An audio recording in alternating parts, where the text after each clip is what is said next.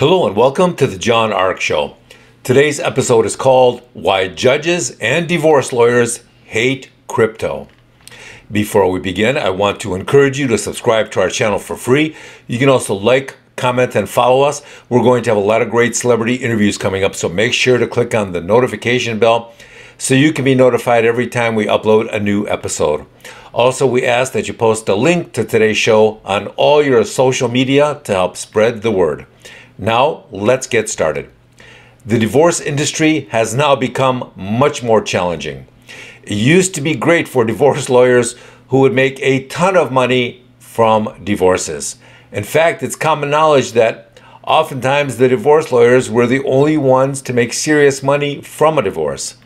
Oftentimes, both the married people would lose a ton of money by the time the divorce was over because of the way the lawyers have handled it. Then we had the arrival of cryptocurrency and everything changed. Unlike other assets, the problem with crypto is that it can be moved and transferred and hidden so easily that it makes it much more challenging for lawyers or the court system to hunt it down and seize it. If one of the spouses can prove that the other spouse took some money and converted it to crypto to hide it, then the court can take action, but that's not easy to do.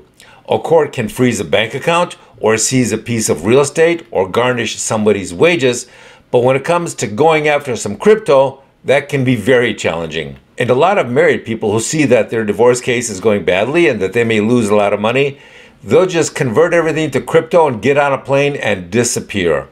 Once a spouse disappears with all their assets or cash converted to crypto and they leave the country, now it becomes much more challenging. The court itself is not going to spend a lot of money on investigators and bounty hunters to track the spouse and the money they've taken. They may issue a bench warrant for the spouse, but that's probably the extent of what they'll do. Remember, the courts have a huge backlog of cases they must tend to in a reasonable amount of time, and they can't stop everything just to dedicate an unreasonable amount of resources to your one case. So, what happens when a spouse disappears with all the money or crypto?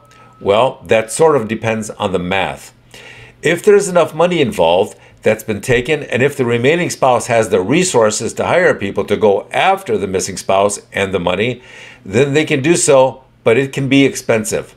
You can hire a crypto bounty hunter to go online and try and track the cryptos, and then perhaps physically track down the location of your missing spouse, but that will take time and lots of money. So you have to evaluate the cost of those efforts versus the amount of money that you'll retrieve if and when the crypto or the husband is found or arrested. Remember, if the spouse goes to a non-extradition country, then there is no legal way to bring them back.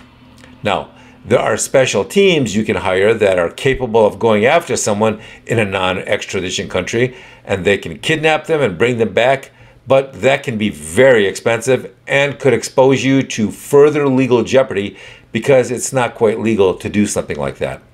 Some law enforcement agencies have claimed that they have the ability to track stolen crypto right on the blockchain, but who knows how much of that is true and what the reality of it is.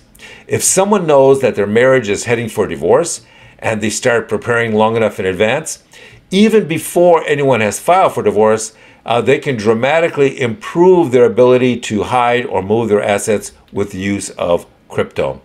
Crypto on the blockchain can have great uses, but they can also be used for the wrong purposes. We don't advise anyone to do that because it would infuriate the courts and could cause them to come after you very aggressively and punish you very badly. Make no mistake, if the courts believe you're engaging in fraud, then the courts can turn your life into a living hell and even put you in jail, so we don't recommend you do anything like that.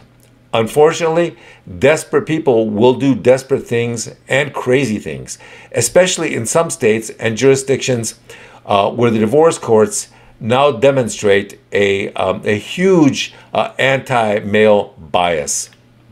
With that, I want to thank you for watching. I want to encourage you to subscribe to our channel for free.